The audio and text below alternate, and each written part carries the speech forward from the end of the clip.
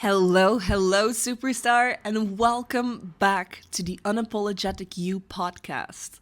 This is season 3 of the Unapologetic You podcast. Well, basically, of the glow and grow that turned into this wonderful movement, the Unapologetic You. Still hosted by Kiana van Deurse, your coach and your guide in sexual authenticity, liberation, and empowerment. And I am so happy that you're here, that you're spending your time with me, and that we get to enjoy these little moments in life together. So, yes, welcome back to the Unapologetic You. Season 3 is on.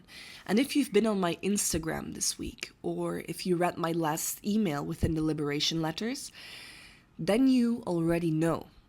Because we are talking about something that might feel a little bit uncomfortable. Because, yes, I said it there, and I'm going to say it again here as well. You think you are free, but you're not. Darling, you think that you're free, but you're not. You've just become very good at performing a version of yourself that looks and sometimes even feels like freedom. I asked it on Instagram as well, and it's this question about where are you still performing instead of actually expressing? And the answers I got, honestly, they were honest, because so many of you are realizing that what you've been calling confidence is actually controlled expression. It's curated, it's filtered, it's safe. Yeah, that's called control expression, yeah? And that's why even when it looks so good on the outside, something just, I don't know, still feels off.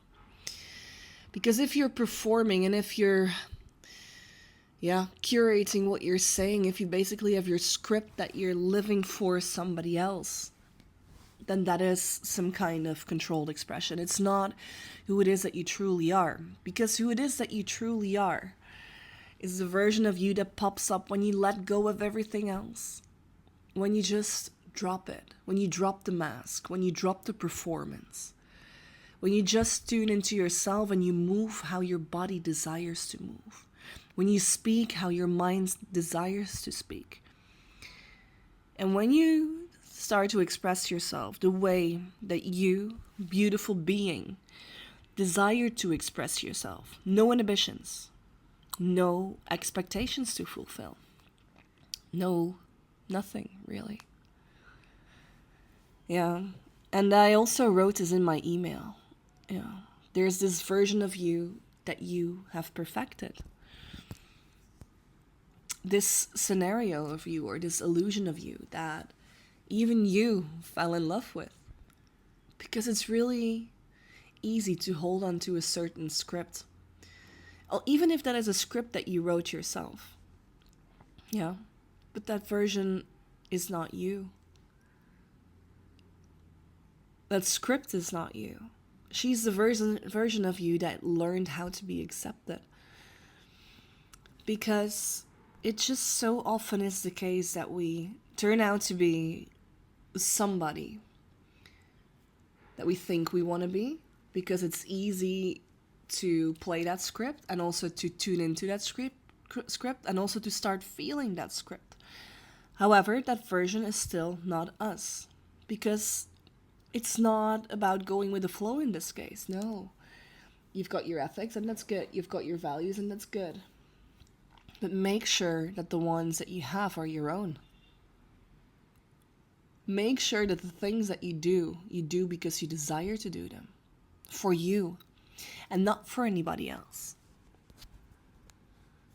Try doing all these things that you desire to do. For you. And tune into your desires. Is this really mine?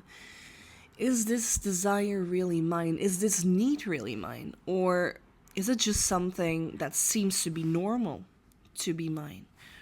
Or is this something that is expected to be mine because you fall into this role of being a wife, of being a mother, being a girlfriend, maybe being a mentor, being a teacher? But even if you have all these different roles of being a mom, a mentor, a teacher, a daughter, a girlfriend, whatever it is, whichever role you take up, you all have something in common, and it is that you are all you. You're all just a different version of you. But what are the values of that very strong individual in the middle, huh? Now, the moment that you start seeing that, everything shifts because now you cannot unsee it. It's not because you're a mom that you cannot have certain desires anymore. It's not because you're a girlfriend that you cannot have certain needs anymore. It's also not because you're a mentor that you always have to live this perfect life. Nah, we are all human beings. We're all human beings with a life to live and a story to tell. And this is something I see so often when people reach out to me. When I get my DMs or when I check my WhatsApp messages. People telling me, God, Kiana, I actually did not realize how much I was still holding back. Well, let me tell you something. I, for a long time, did not realize how much I was holding back. I genuinely didn't know. I thought, wow, well, you're actually living a really expressed and a really free life. Until I actually was set free at the age of 25. And I got to completely reinvent myself at the age of 25. Now, I'm aware that not everybody is going to be 25 who's going to listen to this podcast. I'm also not 25 anymore. But I was set free at the age of 25 to completely and utterly reinvent myself according to my own terms. And what I once thought was my absolute downfall at the time, or was my absolute heartbreaking point, became such a valuable moment because, oh my God, I got to reinvent myself at the age of 25. How blessed am I? Right? No preconditions, no expectations to fulfill. Just me, myself, and I in every version that I am. Kiana as a coach, Kiana as a lover, Kiana as a friend, Kiana as a daughter. But my mission when I got to reinvent myself was to absolutely find a common ground for all these versions. Because Kiana as a daughter looks the same as Kiana as a mentor. She might not always say exactly the same things, but she is the same person. She doesn't wear a different mask simply because she now has a different role to fulfill. No. Kiana as a lover is just as expressed as Kiana as a daughter. And that took so much courage. Goodness gracious. But that courage came because I genuinely did not realize how much I was still holding back. And how disconnected I actually was, like from my body, from my desire, from my truth. Because you think you're already there, and you might be really close. But you also might not just be there. So this is just a thought that I want you to sit with, if you haven't yet, of course. Ask yourself, where am I still performing? Where am I still fulfilling a role rather than tapping into my unapologetic me? What is the unapologetic you? Ask yourself that, because I ask myself that every day. Do my actions align with who I truly am? Do they? Because if they don't, I should adjust that, because otherwise I fall into this trap of disillusion again. And that is something I truly want to avoid.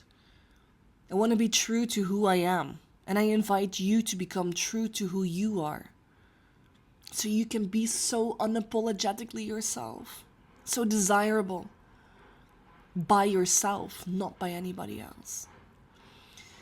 Now, if you're ready to go deeper in this, and if you're like, damn Kiana, this inspired me, I really want to speak to you about this, I will make sure to link a booking link for a completely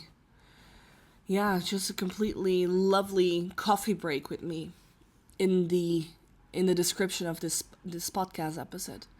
I will invite you to come and have a chat with me. If you're ready to go deeper, go for it, because we are only getting started. So many more impulses, so many more stories are about to come. And I invite you to be part of it. Yeah? I invite you to be part of it. Because you're not free yet. You're just better at hiding it. So I thank you. I thank you for spending this wonderful podcast episode of the first episode of season 3 together with me. Thank you for being here, you beautiful soul. And I hope to see you along the podcast. I hope to get a coffee with you. I hope to just laugh and enjoy together.